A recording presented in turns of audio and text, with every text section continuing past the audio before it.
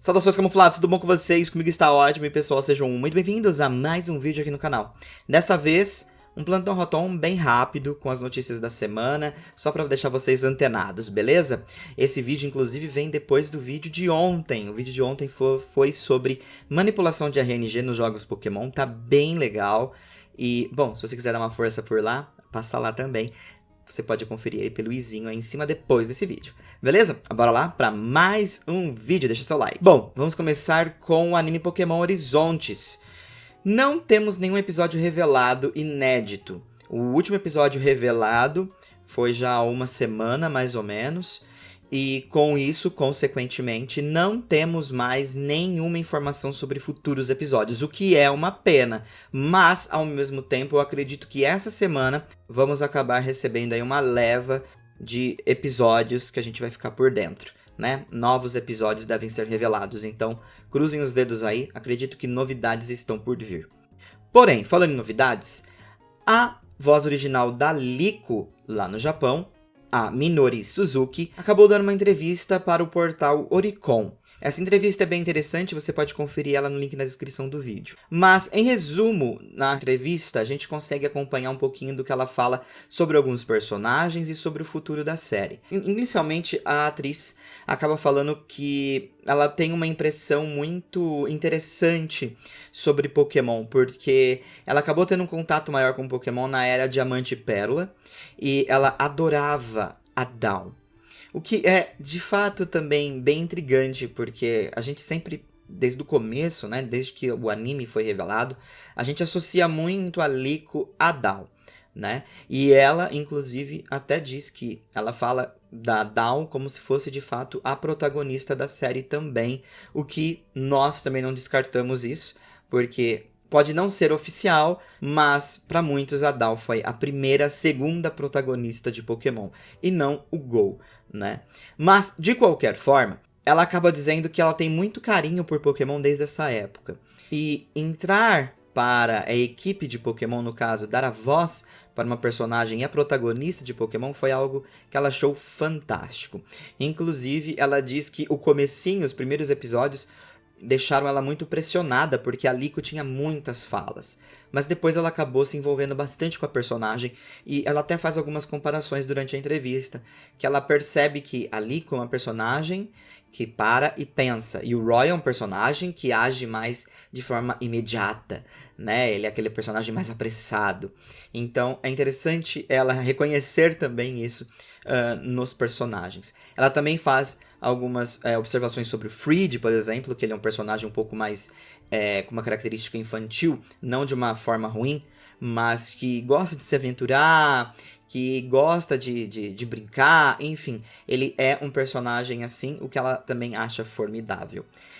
Ao mesmo tempo que ela acha fantástico, principalmente o Spinel, como um vilão em Pokémon, pela forma fria que ele lida com tudo, brilho. E ela percebe que isso talvez seja algo mais inédito na franquia Pokémon, no caso do anime Pokémon. O que eu parcialmente concordo, até mesmo porque não tivemos grandes vilões com uma grande frieza em Pokémon, salve a Hunter J, né, a Hunter J, mas esse lance de personagens mais calculistas, que fazem coisas mais frias, é algo que, tipo assim, não pisa muito em Pokémon.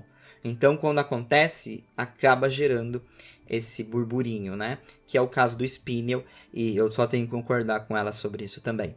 Ela acaba falando sobre Sprigatito, e é interessante que as falas dela, se referindo ao Sprigatito, é como um Pokémon fêmea.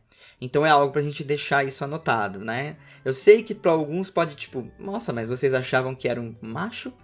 E é difícil julgar pelo anime quando eles não falam, né? Por exemplo, o próprio Levani do Ash é um Pokémon macho. Por muitos era considerado um Pokémon fêmea. Então o mesmo acontecia com o Sprigatito. Não havia confirmação oficial, então era difícil de saber. Mas, de qualquer forma, ela fala sobre o vínculo dela com o Sprigatito. E ela acredita que a Liko, no caso, tem um vínculo forte com o Sprigatito, mas não igual o Roy e o Fuecoco. Porque ela percebe que a Sprigatito trata a Liko como se fosse uma irmã mais velha. ou alguma coisa do gênero, ao mesmo tempo que é um pouco enciumada e às vezes até brigam demais. Então ela tem essa sensação com o Sprigatito. Porém ela percebe que o Sprigatito está sempre disposta a proteger a Liko, o que é bem bacana e bom, não deixa de ser verdade, né? E ela acaba falando no final algo que ela já tinha comentado em uma passagem algumas semanas atrás, quando a nova fase do anime estreou, onde ela acaba citando que Liko e Roy irão encontrar diversos novos Pokémon. O que inicialmente brilha aos nossos olhos, mas aí a gente tem que se lembrar que eles estão atrás dos Pokémons do Lucius. Então, talvez, bem possível, ela possa estar falando sobre esses Pokémon. Ainda assim, gostaria de acompanhar, né, com certeza, essa, vamos dizer assim, captura, né, de mais Pokémon por parte deles, que façam parte do time deles, e não os Pokémons do Lucius. Por fim, não menos importante, ela acaba citando também a Oreo. Ela acredita que vamos receber muito em breve um episódio para contar um pouquinho mais sobre a história da Oreo. E, dado esse comentário, eu acho que é um dos próximos episódios. Como eu falei para vocês, a gente tá sem leva de episódios revelados, devem ser revelados em breve. E eu acredito na história da Oreo sendo contada um pouquinho mais de forma aprofundada, justamente porque a gente já sabe um pouquinho da história dela por conta do passado do Fridge, que já foi revelado. Mas agora deve rolar um episódio para ela com o mesmo tratamento, por exemplo, que o Murdoch recebeu no episódio dele. Então, vamos ficar no aguardo.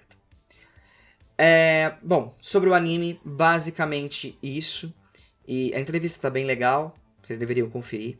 Link na descrição do vídeo para quem quiser fazer a leitura, tá? Lembre-se de usar aí a ferramenta de tradução do seu navegador. Agora, Tsunekazu Ishihara, CEO da Pokémon Company, acabou falando um pouquinho mais sobre a inteligência artificial e como isso vem animando ele de alguma forma. Não necessariamente ele pretende introduzir inteligência artificial em Pokémon, mas ele acaba citando que tecnologias mais recentes, inclusive que a humanidade está experimentando, são coisas que ele particularmente gosta de observar e, às vezes, colocar em Pokémon para que, Pokémon acompanhe a evolução das tecnologias também. Ele faz alguns exemplos, e a gente pode pegar alguns exemplos mesmo, como a troca, né, e o Wi-Fi, que foram coisas que foram evoluindo conforme o Pokémon já estava no mercado. E aí, é questionado por ele nessa entrevista se o que de tecnologia atualmente ele vem achando interessante. E ele diz que ele vem gostando muito de como a humanidade vem experimentando a inteligência artificial. Então, assim, foi algo que ele disse e morre aí, né? Ele disse que vem gostando muito de como a inteligência artificial vem evoluindo. Mas ele não disse se eles pretendem adicionar isso em Pokémon, de alguma forma. Eu acredito que sim, de alguma forma, a inteligência artificial deva chegar em Pokémon. Se a gente está falando da Saga Core, se a gente está falando de um jogo mobile, enfim, é difícil dizer, obviamente, mas, inclusive, gostaria que vocês até reimaginassem aí nos comentários de que forma a inteligência artificial poderia ser introduzida em Pokémon, né, e que fosse de uma forma dinâmica, que a gente pudesse se divertir com a inteligência artificial. Diga aí nos comentários. Mas é interessante que ele, enfim, esteja gostando de como as coisas estão evoluindo com a inteligência artificial. Quem sabe Pokémon possa acabar, enfim, introduzindo isso nos jogos futuros, né? É uma expectativa, com certeza. Bom, aqui, num quadro mais Não Durma Sem Saber, eu acho que, se vocês não acompanharam, é bom vocês ficarem cientes. Rika Matsumoto, a voz original do Ash, lá no Japão, vem ao Brasil nos dias 16 e 17 para participar de um evento chamado Anime Summit em Brasília. Pois é, então se você quiser ficar um pouquinho mais por dentro, eu vou deixar aí a matéria para você ficar por dentro sobre essa chegada da Rika Matsumoto no Brasil. Não é a primeira vez que ela vem ao Brasil. E, bom, eu gostaria muito de poder ter a oportunidade de encontrar com ela, mas não sei se eu vou conseguir. De qualquer forma, fico na expectativa. E falando em datas, também foi revelada a data do lançamento da segunda parte da DLC de Scarlet Violet. Ela chega no dia 14 de dezembro de 2023. Beleza? Então, muito em breve aí vamos acabar acompanhando mais novidades em Pokémon. Bom, para finalizar mesmo, temos algumas merchandisings de Pokémon Horizontes, voltando para o anime, né?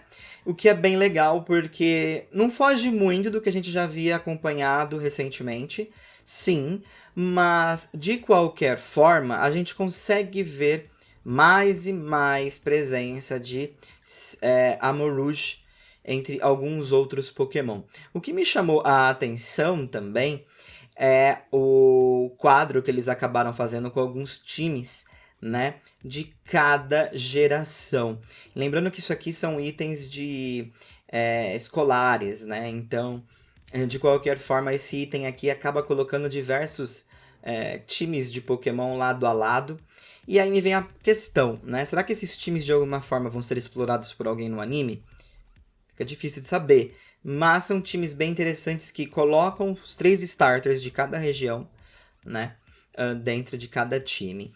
E eu fiz essa pergunta no Twitter e faço pra vocês. Entre todos esses times, qual você escolheria? Uma pena que a imagem tá bem ruim. Queria uma imagem mais bonitinha, mas infelizmente é a única que nós temos. Mas dá pra ver, né? Particularmente eu gostei muito do time de Johto e do time de Sinnoh. Mas o de Kalos e o de Alola também estão fantásticos. Então, não sei. E o Mikanto tá aquele classicão, né? Tá bem legal de acompanhar também. Lembrando que a maioria dos times repetem tipos, então... não tem como fugir disso, pelo menos nessas imagens aí. De qualquer forma, quero saber a sua impressão.